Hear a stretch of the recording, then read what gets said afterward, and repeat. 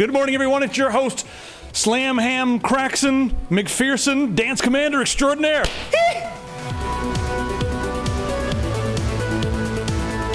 This video brought to you by Squarespace. Guys, if you need a new website, you can head right over to Squarespace, buy your domain right here, or you can easily transfer it over. You can buy like pretty much anything you want. These are all available. Unbelievable. They have a bunch of new templates for 2018. They're not about a bunch of flashy nonsense. They're about clean, minimalist design so that your content is the centerpiece. And if you want to get nerdier, you can get under the hood with some Git access. That's right, 3 Gits in 1 sentence. Get out of here. Now, as far as stores go, I found it really easy to set this up. If you're a musician, if you're selling big stuff on the internet, if you're drop shipping, all these things are options here. It works with Stripe, and it integrates with ShipStation to make things really easy for you. Head over to squarespace.com for your free trial, and if you go to squarespace.com/techsyndicate, you'll get 10% off your first purchase. Once you finish your website, be sure to share it on the forum. We'd love to check it out. Machines are going to take our jobs, man. You know that most people think that machines are going to take everybody else's jobs, but not theirs?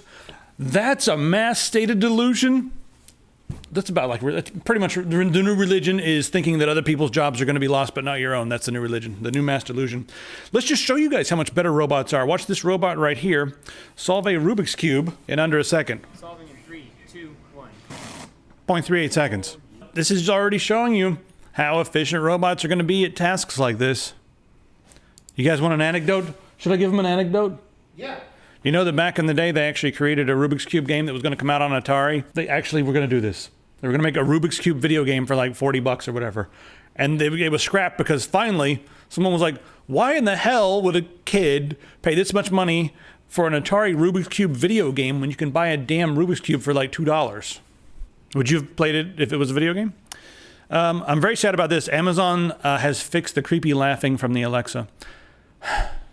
So if you guys didn't pay attention this week, the Alexa was seemingly just doing this really weird laugh randomly.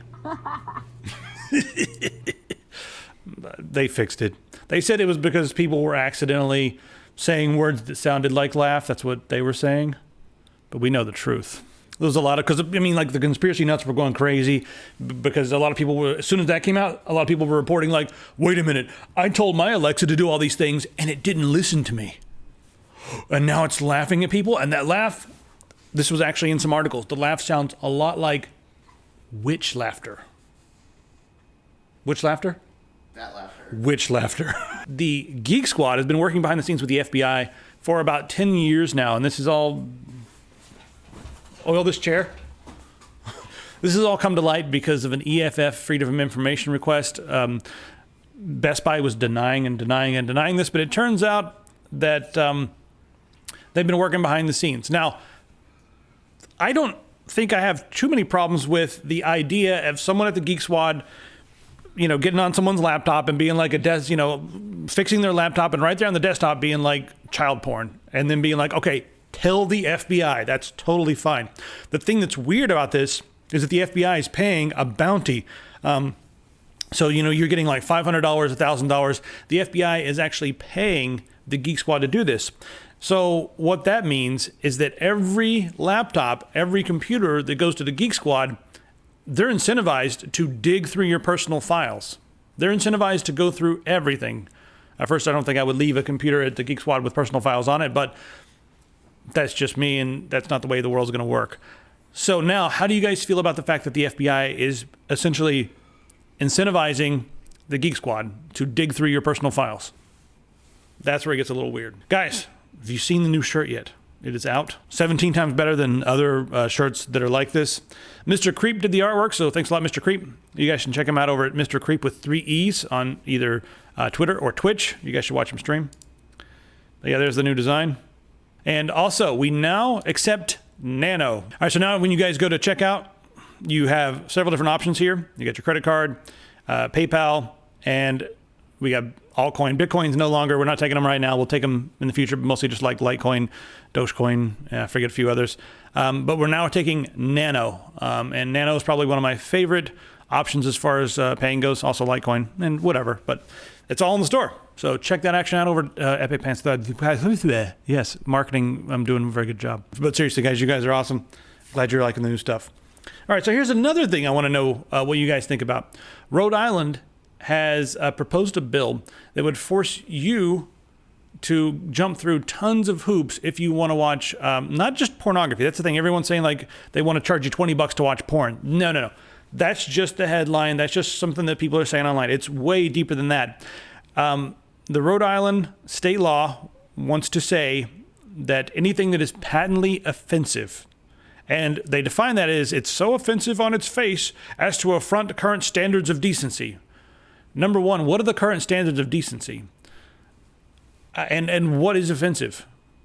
Is someone covered in tattoos offensive? Is someone in a bikini offensive? Is a man in a banana hammock, is that offensive? Is that something that would be banned under this? That is a very broad definition. So if you want to have access to this stuff, you have to put in writing that you want access to this stuff. And then after that, you have to prove that you're 18 or older. And then after that, you have to pay a $20 service fee so you can watch offensive material. Rhode Island, I thought you guys were one of the cool states. You're out of New England. You're out of New England. Go hang out with freaking Connecticut in your barely part of New England land now. CRISPR gene editing. Let's talk about that for just a second. So it's almost ready for human tests. And one of the interesting things they're going to be able to do with this is someone who's alive and has a disease, instead of giving them medicine, you can go in and edit the actual DNA. And they've so far been able to test this and had some success with different blood diseases and that sort of thing. Now, there's going to be a lot of opposition to this, of course, biohacking or bioediting, I guess, the DNA for someone who's already alive. They want to start human tests. I bet they're going to face a lot of fights. Meanwhile, in China, they're already doing human tests. So China's going to have the super soldiers way before we do if we don't hurry up, guys. Come on, start biohacking right now. Everybody, we got to say, in order to make this happen, you need to have a slightly Southern accent. You need to talk about the military-industrial complex in a very positive light, and maybe throw in some oil for good measure, and then the people in Washington will listen, and then it'll make money for rifles. So let's try this. Now listen, if you want to do this, China and Russia is going to get way ahead of us, and we're going to need to start doing this right now so that our soldiers can be super soldiers. We've worked on super weapons, some new super rifles that are going to work with their DNA coding so that only they can fire it based upon their DNA. If you're enlisted, all the DNAs will be encoded to all the weapons. That way the bad guys can't pick up our weapons. On top of that, oil will drink. They'll be able to drink oil, edit their DNA so that they can actually sustain themselves by drinking oil. And what else was I supposed to mention? Say God bless at the end. Thoughts and prayers. Okay. And we've just passed a bill. I think we just passed a bill. So the University of Sydney in Australia has figured out something pretty huge. Right now, we do have information traveling as light. If you've got fiber optic cables, but the problem is it slows down once it has to be converted into an electron, and the electrons generate lots of heat. So that's a little bit of heat radiation going on there. Well, at University of Sydney in Australia, they have figured out how to convert the light information, or just basically the light, into sound, so they can actually store the data for sound waves. And what that really means is right now light is so fast that we can't actually process it. It's like we got like a nanosecond in which we can process it by slowing it down and converting it into a sound wave. We now have 10 nanoseconds, and during that time we can actually process that data that's there. It's going to essentially speed things up by a factor of about 5, and this is the first step toward producing light computers that don't generate heat like your regular computers that use electricity, electrons, and that sort of thing. Intel and all the different companies, AMD and all that sort of thing, that's their next step, is trying to figure that out. Because right now we're going to be reaching a threshold where the heat is just not going to allow us to go much smaller in the manufacturing process. Because once things get that close together and things are running that fast, there's just going to be too much heat. So this could be a pretty big breakthrough. There's more implications, and it's quite a bit nerdy if you guys want to go read up on some of the science behind it. There's also a little video here that shows exactly how this works, and if you're curious, you can go check that out as well. All right, let's go see what everybody's playing. I think we're both playing some games today. What is this, Mountain Blade 4? What is this? This is Vermintide 2. Vermintide 2? Yes. It's beautiful. It is My God, look at the grass. gorgeous and fun. So Where's the dwarf? Look at him. He gets stuck in the dwarf. Let me see that dwarf again. Where is he? I can't find him. There he is. All right, so if anybody doesn't know, this is a wave shooter, but there's more objectives this time, right? There's more objectives. More bad guys have been added into it. It's more than so. The original Vermintide was just against rat folk. This one they've added in some new bad guys. They've added other.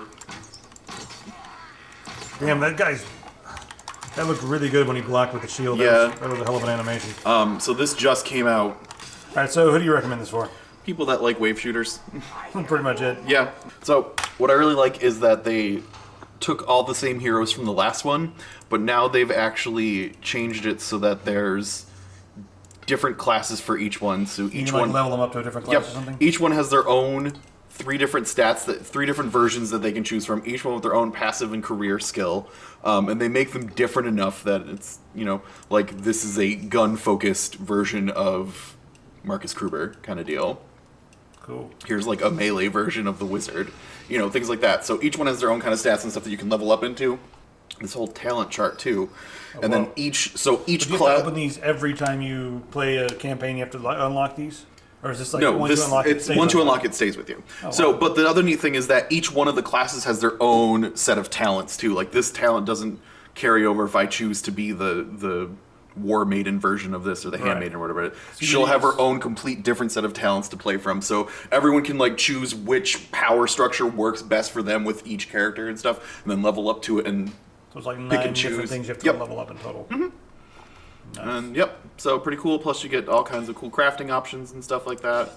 All these different weapons. They added a bunch of different weapon types into it and stuff. I've been really excited about this. I've been waiting for it for a while. So I enjoyed the hell out of the first Vermintide. So this has been All right, a long time coming. And who's going to be playing this? I'm going to go over and show them. me. I'm going to be playing this. I'm going to go over and show them the exact opposite game right now. Okay. This is Into the Breach. It's the next game from the guys who made FTL. Also, Ben Prunty did the soundtrack. So, got familiar sounds and all that stuff. So, right now, I've just finished a level and I unlocked a couple of things. Got a new reactor core and got a new pilot. So, the way this game works is you have a team of 3 mechs, and there are several different teams you can choose from. The planet has been invaded by the VEK, V-E-K. They're like a bunch of insect-type creatures. And then you go through and you try to save all these different islands. Once you save a few islands, you can, save the world and be done with it. And each island has different perks. Like this one, I'm going to get 2 stars to spin later, and also another reactor core. This is a roguelike, but with an interesting take. The whole thing is you're going back in time to save different timelines, and you keep going back to save other timelines, so over and over again. And whenever you go back, if you die, you get to pick one of your pilots to go back. So some pilots have bonuses. This pilot does. This one has 2 HP extra, and this pilot he's experienced, he has 2 extra HP. So I'm on the sand level right now. I'll show you like one other, but you get to place them. There we go. I'm supposed to be protecting these 2 things. Each one of those will give me a point I can spend later. And one of the interesting things about this game is that it's not about just killing the enemies. You can also move them around so that they hurt each other. So this guy's going to run into me, so I need to get out of his way. But it telegraphs their path. And I know that if I knock another bad guy over to that guy, then it'll do some damage, but I don't have any way to do that right now. People who play this game, people who like strategy games, turn-based especially, people who liked FTL are going to love this, the way it progresses. And people who liked Advanced Wars and some of those kind of games, even Ogre Battle might like this. But it's turn-based with a little bit of a twist, and it's really addicting. Really addicting. So check it out. What's all that? Oh, I gotta say, like, what we're playing this week is kind of a little departure from the ordinary in the sense that we're playing things that we wanted to play this week instead of someone being like, hey, can you look at this game, please? Yeah, normally I like to try to show off as many new indie games as possible. So if someone sends us a game over, I like to give it a look. Yeah. And that's just, but in doing so, it seems like half the games are pretty good and half of them are just awful. Yeah. So we end up looking at a lot of games that are indie developers sometimes make awful games. Hit or miss. Yeah. Yep. So yeah. So we actually got to play things that we were excited about playing this week. I kind of wish I'd waited to play Into the Breach at a later date because now I'm playing it too much. Yeah. It's fun. I don't know if it's as good as FTL, but it's fun. Anyway, let's get down to some gaming news. Ubisoft wants to put an end to hate speech on Rainbow Six Siege. This is only going to be for the PC because they have to adhere to like Xbox and Sony's and Microsoft's and all that stuff, their codes of conduct and stuff for consoles. But on the PC, they're going to actually have a whole system where people can report players in the end screen lobby about their misconduct, and then a Ubisoft representative will actually go on a case-by-case basis and take a look at what the people are reporting. They'll look at the person's chat histories and stuff like that. They'll check and see like how many people have been reporting this person and stuff, and then they'll actually ban them from anywhere from 2 days to 14 days, with leading all the way up to permaban if you can't handle yourself. This is a neat attempt at trying to make gaming a less toxic place. Everyone says, well, no, we need to educate these guys and we need to like help them get through whatever the hell they're going through. No, just get rid of them. I'm sorry. Yeah. It really is a insecurity thing. Yeah. Where people are like, just like, hey, let's just be awful to everybody else. Well, I mean, it's not like the players on that thing are going to be like, what I said was offensive? Oh my God, I'm so sorry. I didn't mean, I've just heard that word so many times and I thought everyone else was saying it, so I would too. Oh my, I'm so sorry. Like, that's not gonna happen. Like, people are well aware of what they're saying and why they're saying it, and they're saying it to get a rise, to prove a point, or to inflate their own ego. Like, that's why they're saying these things. They're not saying it out of like not knowing any better. He did a good job to shift the discussion over to video games. Yeah, really quick. Yeah. But the thing is, no one actually knows where this meeting came up from. The Trump meeting with the video game industry. He's just gonna go stand in Seattle and yell at the video game industry or something. I don't know. But nobody actually knows where this came from. All they know is all of a sudden that Trump's going to talk to them. I feel like it's like a school shooting happens, everyone's talking about guns, everyone's talking about the NRA, and then Trump jumps up and then screams, video games, everyone's attention shifts, and by the time the meeting actually happens, everyone's forgotten about everything that ever happened in the past. Like, there is no history. Yeah. Nothing's ever happened before today. Nope. How about a PlayerUnknown's Battlegrounds map that is half the size of a regular map? Quarter the size. 1/4. Yeah, that's right, 4x4. Yeah, 4x4 is a quarter. It's a quarter, so it'll be that's tiny. Yep. So what are we talking? That's going to be like Rozhok to Zarki, like that area. Mm-hmm. That's all you're going to get. Yeah. So PUBG has announced that there is going to be a new map coming out soon, and it's going to be a tropical map. Well, they made an announcement that it was going to be like a Mediterranean theme, and I was like, so it's going to be like a white version of the desert map. Yeah. But this is a much better. What is it? Miramar? It's going to be like a whiter version of that with more palm trees. But this is much cooler in my opinion. I like the vegetation. So. Yeah. And guys, bring back the fog and the rain level. I'm so upset that they removed those because people were just leaving the maps when those came up. Why don't you guys like the rain and the fog level? It adds atmosphere. I don't know. That's so realism. I just want to know if you can take a boat and just ride around the whole island the whole time. Well, I mean, the circle will get you, but yeah, maybe. I'm wondering what this is here. Is that a waterfall? They said there was gonna be like water hazards and stuff and things like that. I want to burst out of the waterfall with guns. Got the blue ghillie suit. It's just a bunch of water bottles all duct taped to your shirt. We'll see you guys on the Epic Pants store. Thanks a lot for that. That keeps us alive. And let us know something. God, I don't know. Yeah, let us know you're okay. Yeah, let us know if you're all right, everybody, in the comments. And okay. We miss you. I want to have a little bit more of an awkward and hold on. Okay, bye. Do you think they'll respond? Do you think they'll tell us they're okay? I don't know. I don't think they will. I don't think we're talking anymore.